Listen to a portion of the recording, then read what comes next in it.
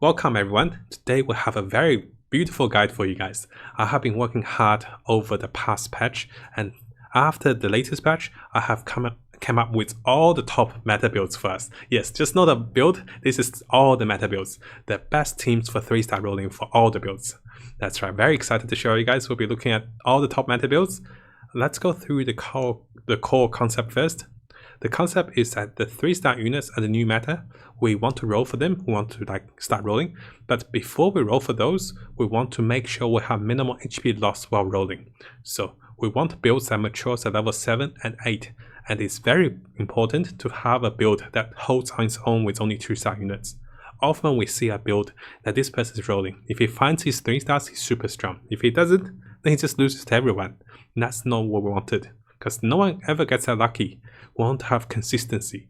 So that's why we're looking at builds that matures at 7 and 8, that is strong enough with 2 stars, then we might find 3 stars when we become super strong. Then we go into the late game and pretty much runs over everyone. Now, below are the builds for each major comp. This is to be effective at level 8 and level 7. We can always be rolling at level 8, keep that in mind. If we have a great 2-star, we can level from 7 to 8 and add it in to reduce the chance of losing HP. After round 10, there's so much HP loss. It's incredible how HP flies out of the bracket after round 10. Starting off, we have the hunters. We have 6 hunters and 3 hunters.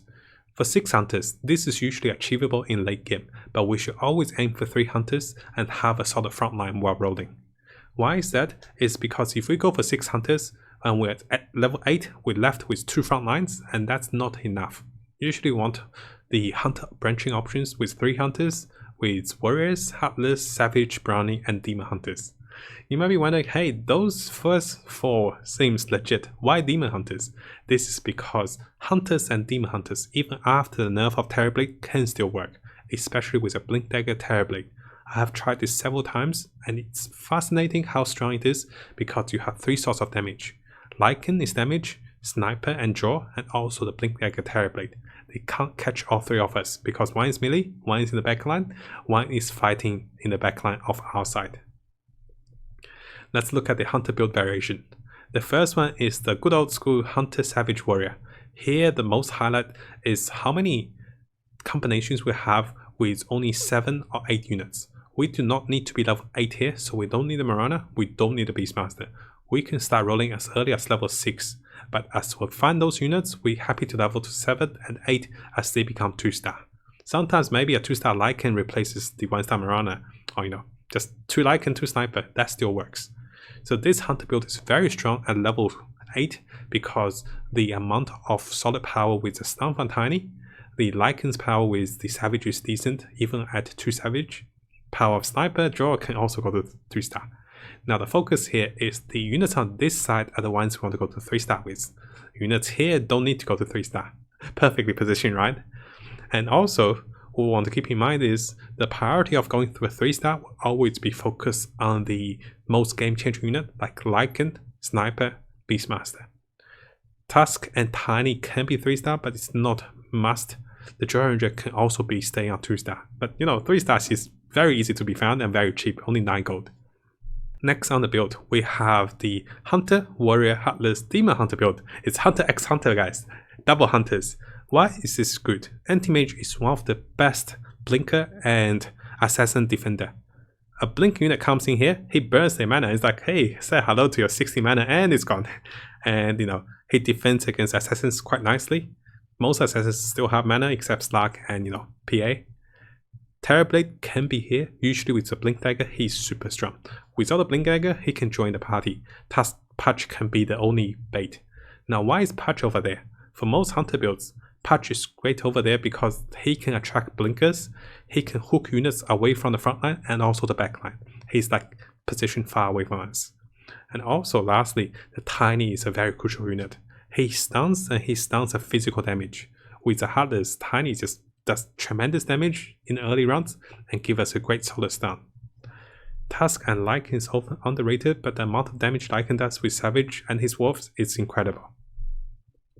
And yes, the Demon Hunter x Hunter build, it's very beautiful if you have a Blink Dagger on Terrorblade, one of the strongest combination with a 2-star Terrorblade over here. This is our third hunter build. As we can see, it's similar positioning, but here X becomes the taunt for blinkers and assassins. X can start taunting once he receives any form of damage, because he only has 50 mana to go. So X is always defending assassins. We don't want our backline to be very backline, because once those units move away, the backline gets slaughtered. We still use Tiny because he's a great warrior, he stuns. We have an extra warrior here because this is a 4 Brownie lineup. Usually with 4 Brownie lineup, I'll prefer to go with this if we find lots of Axe, Juggernaut and Beastmaster early and stack them kills. If that's the case, we can still roll for 3-star. Notice with all 3 variations, we don't have any legendaries, we have minimum purple units. Because the key is to find most basic units, tier 3 and below units 3-star. We don't plan for 3-star Disruptor, 2-star is enough. We can have everything else to 3-star. The biggest pickup will be Juggernaut, Sniper and Beastmaster. We can follow up with another unit to be added.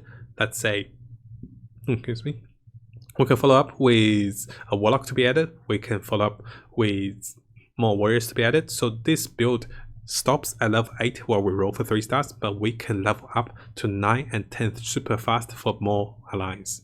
But the key is to balance the leveling and the rolling for 3 stars. Usually we can start rolling after round 21, we can stop rolling after 31 or 35, depending how lucky we are. On the next part, we have the Knights. Usually Knights have 4 and 6 composition. The 6 Knights is a very solid build at 2-star for most of the Knights. At level 8, we can have the Dragons and Heartless with one of the most balanced team in the mid game.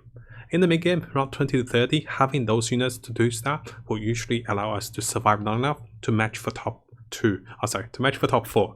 But to get to top 2, you really need some 3 stars like Luna, Chaos Knight. After the 6 Knights, we can look into 4 Knights. This gives us more flexibility.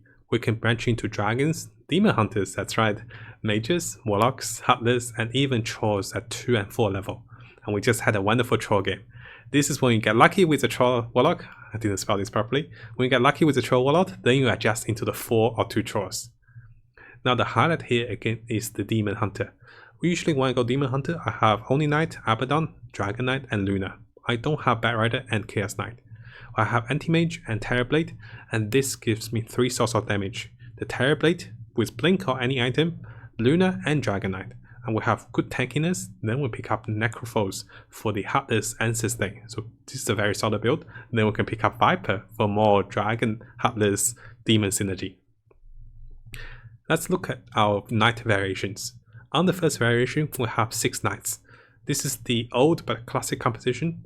The formation over here is because I favor on the right side, because when you fight round 20, Tomato and Potato, the scary Ursa warriors, if you're on this side, you kill the one that has armor first. This one has magic resistance. Most of the team we have are physical lineups, so we want to kill the yellow one first, the Potato. So usually we favor on the side. Knights are pretty solid if you group them together around Necro. Batrider is protecting the Necromancer, but if the Luna has good items like Master Madness or the Relic, we put Batrider behind her. Notice those builds are still going to be level 7 and level 8. That's usually the best time to be rolling for Knights is level 8. Other builds can be level 7 because they don't need purple units as much. For us, the Necromancer, Dragon Knight, Disruptor are the ones we're going to be looking for. On the second variation, this is a very beautiful build I want to share with you guys. One of the strongest build I feel in the current meta, especially after the nerf of Terrorblade. That's right, before the nerf, everyone plays Demon Hunters. Now people really touch Demon Hunters. I was testing this build while it's strong, but after the nerf, I tried it, it's still very powerful. For three reasons. One is that Viper can take any kind of defensive item like Chainmail to be a taunt. Anti-Mage really locks down any of the blinkers if you place him in the back. The Knights are solid and tanky enough. With the Dragons, the Dragon Knight, does 2 things. He splashes, he does magical powers. The Terrorblade is our hidden gem. He can have a blink dagger, and he can be here and he can be blinking away. He can be here and running over and start killing things. The pure sustainers and the tankiness of Knights really helps Terrorblade here. He needs time to do work, he needs healers. We have Abaddon, Necro, and Oni Knight helping him out, so this is beautiful. If you haven't tried it, definitely give it a try. At other stage of the game, we can move the entire lineup to the bottom as well. If they have lots of blinkers, lots of assassins, we can move the anti-mage behind the Luna or the Terrorblade. This is the third knight variation. This was 4 human knight heartless mage. We can also be 6 heartless with 4 Fang Grace because we have enough humans and heartless. This really favors the Dragon Knight at 2-star. He will be the star player. We can also have Luna if that's the case because she does lots of physical damage. So we can replace the Chaos Knight. This also allows us to add in Shadow Fiend or maybe a better demon. Even a Queen of Pain can work. So Chaos Knight can be exchanged. For this particular build, the biggest source of damage comes from the Keeper. Puck is positioned over here as a bait. Puck can come back over here if we lack damage, because she actually does lots of damage with mages and with the Crystal Maiden mana charge up. The biggest importance here is we don't need this Necromancer. We can replace this Necromancer with something else. Maybe a Lich, maybe something. But having the Necromancer and later picking up Disruptor give us the 2 Warlocks. 2 Warlocks allows Knights to be even more sustained, more tanky, and also the Disruptor is going to be a crucial unit after we level up, simply because of the AoE silence and the disarm. And at times he often casts fast enough and allows him to use more items like the Bracer of Desperation, which really favors the mages, having the Crystal Maiden at the start as well. The downside of this build is that if you don't find your early purple units to 2-star, you might be a little troublesome with damage. This is when you want to consider the builds up there, but if you find Dragon Knight, Keeper, or the Necro to 2-star, you can still go for the mage build. The next build we have are the Scrappies. Scrappies usually goes at 4. We do not consider 6 Scrappies because they take us too much spot, and we don't need all 6 because with 4 they're tanky enough. We don't need the rest of units to have the Scrappy armor, and 4 Scrappies in the front is perfect. They explode, most of them, and they do a lot of damage. The downside they have is they don't get mana fast, so in the front line it's perfect. 3 variations for Scrappies. These 3 assassins usually want to select at least 1 AoE damage assassin and 1 hyper carry. The Queen of Pain Morphling is the AoE, Slack and Phantom is the hyper carry. This allows us to itemize the items we find to give to the mana gain or magic damage for the Queen of Pain and Morphling, to give some Mars of Madness or Hyperstone to those 2. If we pick all the same assassins, what's going to happen is like everyone wants the same thing. Bloodseeker wants it, Slack wants it, Phantom Assassin wants it, so we want to split apart. Also, this complements on the lack of damage the Scrappy does. Scrappy wants AoE damage, also single target damage, so those assassins really do help out. We have a very wonderful game with assassins to show you guys very soon. I'm about to edit it and post it for us. The next one is the Scrappy Mage. We know how good mages are, and we know Scrappies also explode, so it really helps the idea. So Crystal Maiden, Puck, Keeper of the Light are the ideal mages. There was a little typo. We can swap Keeper for Lich later and add Necrophos for the Heartless, and with Alchemist for Warlock. We want to remember the key here is to roll for 3-star Scrappies. Scrappies are the highlight, not the mages. Mages are okay at 2-star. Mages are too cost ineffective at 3-star. They cost too much, except the Puck. Everything else is like, I'm super expensive, but I don't do much. Especially Crystal Maiden. 3-star Crystal Maiden is like, I'm so rich, I'm buying like luxury items. So notice that we can always add units like 2-star Morphling or Shadow Fiend for greater AoE. Because the mages themselves does okay damage, it's those other units that benefits from the mages with the 40% amplification of magic. We can have Scrappy Warlock, of course. We can go 2 or 4 Warlocks. This can be Alchemist plus all his friends, Witch Doctor, Shadow Fiend, Necrophos, and Disruptor. We will transition out of Witch Doctor once we find the other 3. Those 3 Warlocks all does massive AoE damage, control, and healing. It's actually a very scary team composition, so if you haven't tried it, definitely give it a try. Lastly, yes, I have been testing Demon Hunters on all builds, and Scrappy Demon Hunter is very scary. If you haven't seen our legendary game with Scary Demon Hunter with everything to 3-star, definitely check it out. We also found ourselves facing a 3-star Tide Hunter as well. So, Scrappy Demon Hunter is wonderful because Scrappy tanks up. Anti-Mage and Demon Hunter both serves very good purpose. Anti-Mage blocks blinkers. The Terrorblade does massive damage, and usually he's got a good friend to change life, and he's very strong. and also this build can go into Warlocks and other things as well. Let's have a look at our Scrappy variation. Over here we can see that this is a 7 unit composition. We can go to 8 units by adding another 2-star unit that we found on the bench, because I feel rolling at level 8 is still justifiable, which protects lots of HP. Why is my assassin in the corner? Because we can be facing blinking units like 2-star Lycan, 2-star Beastmaster. At times our assassin, if split apart, the blinker will catch one of the assassin and rest of the assassins will just blink off, and the queen's like, don't leave me, and then she dies. While we're in the corner having clock here, it's a good chance for them to blink any of those squares, and then 4 of us kills one of them. So that's the difference, and I think with those small positioning can help us as well. Let's look at the front. The Tinker's in the front to get max mana gain. If no one is to blink to the back, Clock will compensate by joining and tank up for the Tinker. The Tinker don't die instantly to allow for at least 1 or 2 casts. Timbersaw wants to be in the middle of things to AoE, while Alchemist wants to take damage so he can cast faster. We can go to level 8 with another Warlock. As you can see, we have variation to adjust for picking up Disruptor. Disruptor will be the spotlight for most builds because he's so strong. He's a Warlock, he AoE silences and disarms at 25%. On the second variation, we have the classic Scrappy Mages. We have the 4 Scrappies, we have the Mages. The highlight here will be on the formation and the optional choice to add another unit. We want to be level 8 to be rolling, for 2 reasons. One is we could be finding our Gyrocopter and Techies to give us the 4 Inventors, which amplifies the exploding damage.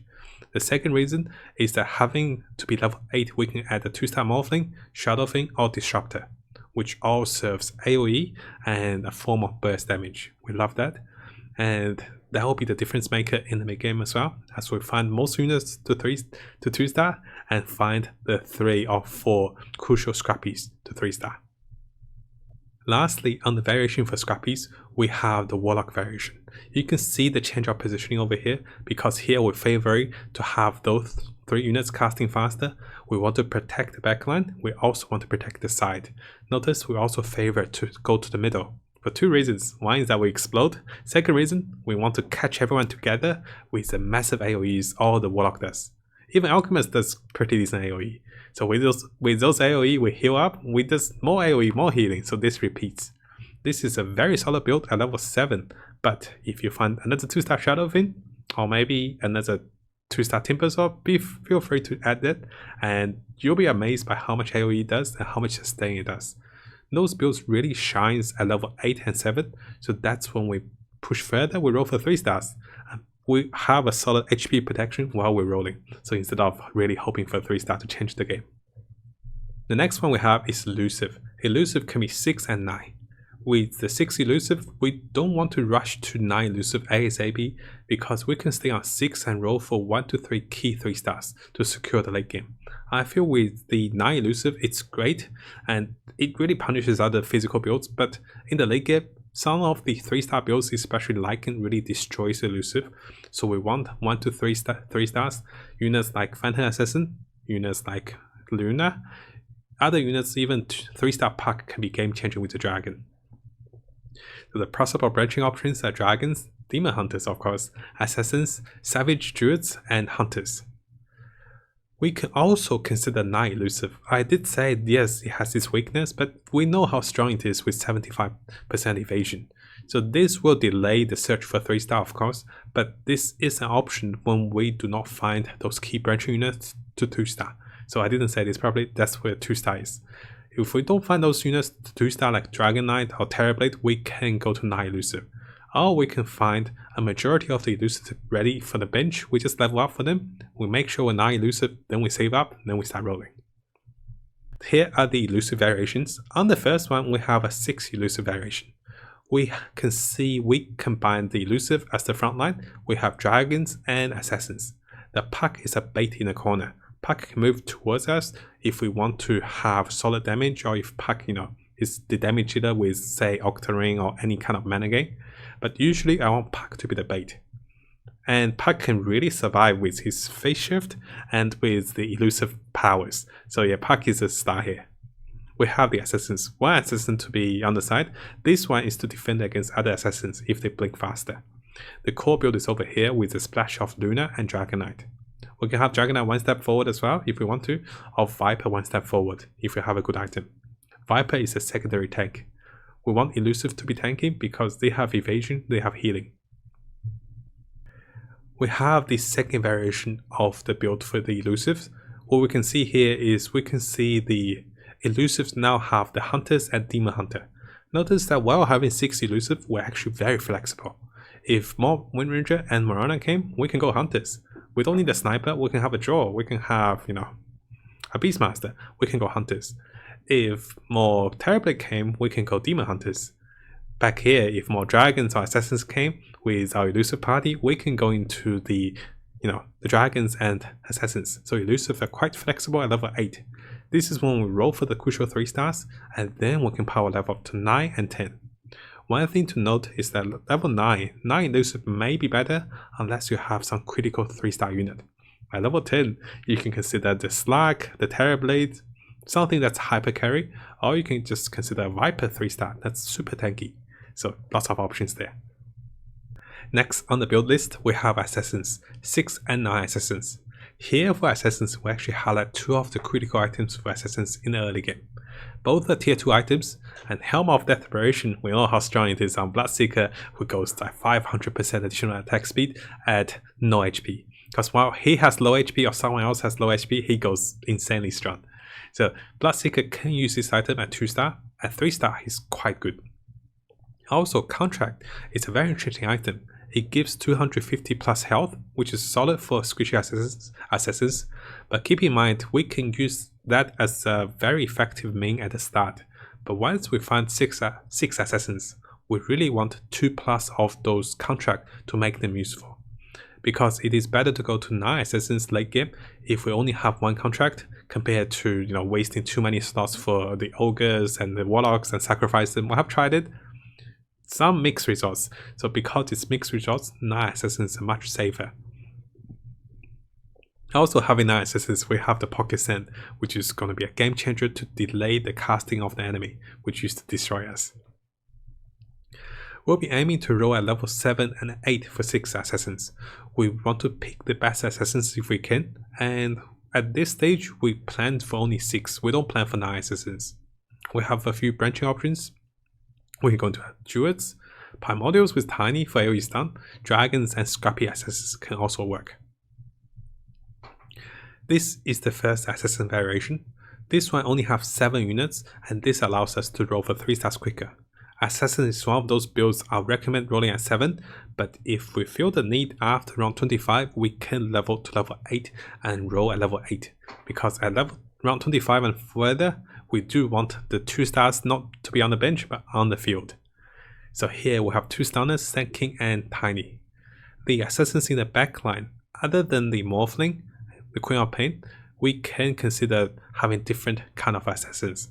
We want assassins which are 2 cost and 3 cost mostly, because the the Templar Assassin is a 4 cost assassin and we can't get the 3-star, while the Bounty, the Bloodseeker, is a weaker assassin. Even at 3-star, they are not game changing in the late game. So this is the extra stun assassin. We can look into Dragon Assassins. We don't need a pack, we don't need a Dragon Knight, we can just have one of them. The main goal for the Dragon Assassin is to activate Viper. We can put Viper in the front as a tank as well. We left him here, but other times he can be in the front. The Dragon Knight can do decent damage, but what we find is half of the time he dies too quickly without any supporting units. So pack can also work. The key here is to make sure the Viper is already 2-star, he can be tanking, and with any kind of mana gain or sustain, Viper can actually do a few Viper strikes having the additional passive on the Viper. This is not the strongest assassin build, but if you happen to find those dragons to 2-star, you can still give it a try. Notice that we can roll at level 7 and level 8 again. Lastly, this is one of the stronger assassin variation, I have to say. This variation, look at the alliance we have. We have the assassins, Elusive, Savage, Druids, and Demons. This allows Sand King to stun, Treant Protector to sustain, Lone Druid to summon a friend, which give us superb tanky and control in the front line. Also, we have enough assassins to enjoy the Elusive powers, Queen of Pain for AoE, Slack the hyper carry, This can be a different assassin as well other than Viper. We can also add the Dragon in at level 9. So this is one of the best assassin variation we can find. But the downside is Lone Druid are pretty costly, and Sand King are 4 tier units as well. So those units are harder to be found, and because of that, to complete this variation, you actually have to be level 8 to be rolling. So there's a catch to it. Usually assassin builds can roll level 7, this one wants to roll level 8 for the 2-star Templar, Lone Druid and Sand King. We have the Savages on the next build, with 4 and 6 Savages. For the Druids, 2 and 4 Savages, without the Summoning Stone, it's better to go 6 Savages with 2 Druids. We don't need the 4 Druids without Summoning Stone. And additionally, we can branch into compositions like the Warlock with Venomancer, the Demon Hunters with Anti-Mage and Terrorblade, the Hunters with Lycan, Warriors with Tusk, etc. With Summoning Stone, we can go into the 4 Druids with Savages, which can branch into more things like Warlocks with Disruptor, etc. The highlight here is Summoning Stone will really make the Savages stronger, but without it, we can still work if we find enough 3 stars. But without enough 3 stars or without enough controls, the Savage will fall off, because it still uses a Druid, which is an early game alliance. The key is to have Sand King and Disruptor or any controller in the front for the mid to late game. On the first variation, we have the Savage build, 6 Savages plus 4 Druids. Most of the time we attempt this build with the Summoning Stone. We can do this without Summoning Stone, but keep in mind you will be much weaker after round 31. And if you find most units to 3-star, you can go further, especially Lycan with the 3-star and Venomancer with 3-star. Those are the major damage dealers with the Bleeding Fast. We can later add a Disruptor for the Warlocks and also for control. We can add a few other units if we want the Warriors to tank up first, but at that time I think Disruptor will be the best bet, 2-star Conquer, maybe a few legendaries. On the next variation, we have the Savage and Demon Hunter. Yes, we have tested this as well with variety builds. The Savage Demon Hunter would really favor the power of the Druids that can summon. We can have the Demon Hunters here or a different position with a Blink Terrorblade. The Demon Hunter, although nerfed, there's less people picking them, so Terrorblade is a powerhouse at 2-star, one of the strongest 2-star unit. This will allow us to have enough time to search for 3 stars while we are strong enough to survive. This is very crucial. And with this ability, the Savage also are quite early game, so this gives us quicker rolls into 3 stars or maybe crucial 2 stars like Sand King and Lone Druid, and go further into the game. Once we go further, we can add Warlocks, AoE stuns, or maybe a legendary to counter an enemy. Tusk is positioned over here to bait enemies away, also to counter assassins. Notice we always consider 2 things, assassins and also the blinkers. Anti-Mage can swap with the Lycan as well to be in the backline to defend against blinkers. On the last variation for Savage, we can go into Savage and Hunters. Having Lycan as the core of the party, he will enjoy the double attack with Hunters, which is recently buffed to additional 5%, and also Lycan does a lot of damage when he double swipes with the 6 Savages. The key here is to finding Tusk, Lycan, and at least one of the Hunters to 3-star. Because this is definitely an early to mid game build, this will not fare well in the late game, unless we have Summoning Stone, which can still make it work. The next variation the next build we have is Mages. Mages always has been a powerhouse throughout the game, and there's no excuse not trying Mages in this patch, because most builds are shining, especially Mages with a variety combination. We can have 3 Mages and 6 Mages. With 6 Mages, this works well with 1 to 2 stars with massive AoE. When I say those units, those are not mage units, but those units tend to cast and do more damage than mages. That is, Morphling with Blink Dagger, Octarine Essence, or maybe any defensive item. Morphling just flies around and does massive damage. Queen of Pain is decent, but not as good as Morphling. Shadow Fiend is better than Queen of Pain for 2 reasons. One is that it does burst damage that doesn't jump around, because Queen of Pain might jump out of the group. Also, Shadow Fiend is a Warlock. We can add in Disruptor or maybe Necromancer with the Shadow Fiend. We can also go Primordial Mages with 2 or 4 Primordials. With Summoning Stone and Arc Warden, this can be very good because Arc Warden with any items like Dagon or Maelstrom is insanely strong. Also, if we have Forefront Grace, Arc Warden does physical damage. Summoning Stone make Arc Warden so good even level 1, And also the little summoned Eidolons with Primordials will also be buffed. Usually with Arc Warden, we go for 4 Primordial with Summoning Stone. Of course, we have seen lots of the Dragon and Heartless Mage. 4 from Grace is very good with Dragon Knight because Dragon Knight does massive AoE damage with his Path of Dragonfire. He also transforms and does splash damage. And this is when we can tailor into both physical and magical damage.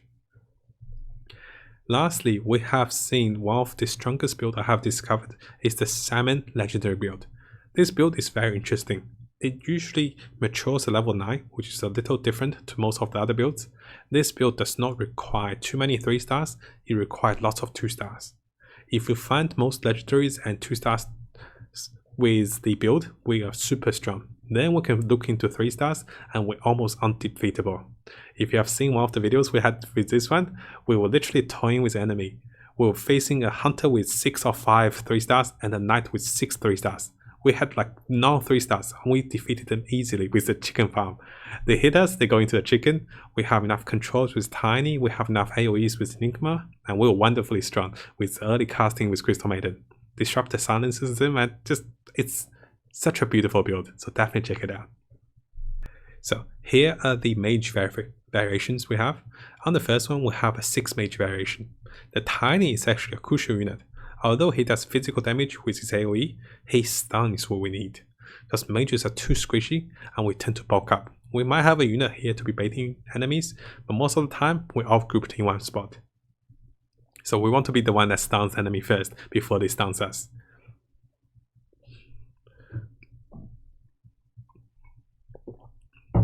With this particular build, of course we don't need the Ogre once we find the Lich. We can also look into another unit that is not a Morphling. We can look into Shadowfiend, we can look into Queen of Pain maybe. But with Morphling, we're open to go to level 9 by adding another Primordial, maybe Enigma. And then we have the 4 Primordial. But it's not a must-have. Ooh, got the water on me a little bit, so a moment. So with this particular build, the key is to find most of the crucial units to 2 star. Tiny has to be 2 star, Morphling, Puck, and then we need a 2 star Crystal Maiden.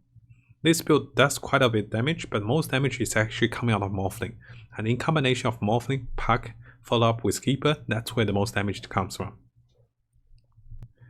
On the second build, we have a 4 Primordial Dragon Mage build with Puck and Tiny as the key units here.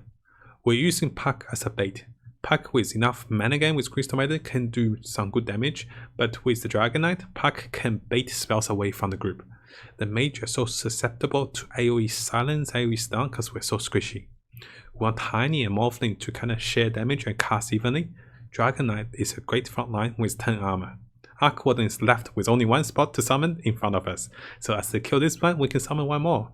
And if you have any duplicating items like Mechanism, like the Pipe, like the Dagon, or even Maelstrom, he can be using those items multiple times as he summons his little friend, so this is very nice. Razor is just here to stop assassins from killing the Keeper or the Crystal Maiden. With 4 Primordial, in the late stage of the game, we can sell Razor for the Enigma. We can also add in another unit, which is a mage, can be a Lich. It can be, we can even use a Lena if we need to. But replacing Razor with Enigma, having Arc Warden, we can also have Disruptor. With the Shaman, those will be very strong. And of course, when I mentioned it, I said it's very strong. That's why we'll be leaving this one to last. This is a very powerful build. All we have is we have Primordial, Mages, and Shamans. We can even have the Heartless with Lich and Crystal Maiden if we have 4 from Grace. Gyrocopter is not a must, so this build can work at level 8 as well. The key here is the Crystal Maiden that gives us mana. The Enigma can have a Blink Dagger actually. Disruptor is going to be the initial silencer and Tiny stuns enemy. This build works with Summoning Stone. It does not need Summoning Stone because the Shamans actually are pretty good with hexing the enemy. It actually pushes the enemy away as they become chicken. Morphling will jump around while Lich is protected. A Lich with any mana gain, Octa Ring, or maybe Refresher is very strong. Disruptor can take Brace of Desperation, and we can give a mana boost to the Puck. Mana boost is far enough for the Puck to give everyone mana. Particular case of this build is without the Gyrocopter, we need a unit to be baiting on the side. we can try to have Arc Warden over here, and most of Arc Warden will summon in front of him, and this may be a great bait. But other times he might just die too quickly. So Gyrocopter is definitely a very good unit because he's tanky, he gains mana fast with attack speed, he can equip Maelstrom, and he does massive magical damage. Overall, this is a very comprehensive guide with a different adjustment to our usual guide. I focus on more pictures, more different variations, and allow for a variety of builds. I know lots of friends like this build and like a different build. We had lots of suggestions, so this is a different approach. Let me know what you guys think, and this build is wonderfully good at protecting HP as we find the composition that matures at level 7 and 8. We roll for 3 stars and we go further. The key here is to not get too greedy. If you can protect your HP, you spend the gold and lose the interest. You can also level up and lose 1 to 2 interest, because having 2 stars sitting on the bench is not good. We want to transition into those that protects HP, that pushes us further. Because the longer we survive, the more gold we earn, the more 3 stars we find. So hopefully you guys enjoyed this particular guide. Please subscribe to my YouTube channel and turn the notification on for more builds and guides to be tested and to be posted for Dota Underlords. Please also follow and subscribe to support me on Twitch if you can. Thank you so much for your support so far, guys. Really appreciate all the support. You guys are the reason I can do this full time and start to afford the bills and rents in Sydney. Thank you so much everyone for your support.